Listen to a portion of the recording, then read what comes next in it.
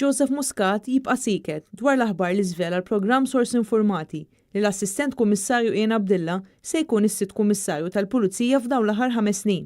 Waqt id-diskors tiegħu fil-qala, il-Prim Ministru Joseph Muscat ma semma xejn dwar it-tibdil li se jseħħ fil-Kummissarju tal-Pulizija.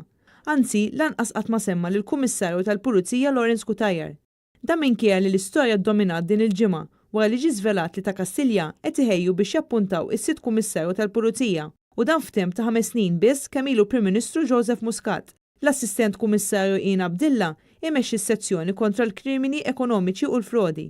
Bħala parti minn xogħlu u kien qed jinvestiga lil Ministru Konrad Mizzi u li Chief of Staff tal-Prim Ministru Keith Schembri. Iżda minkejja li kien sar magħruf li Mizzi u Schembri kellhom kumpaniji segreti fil-Panama.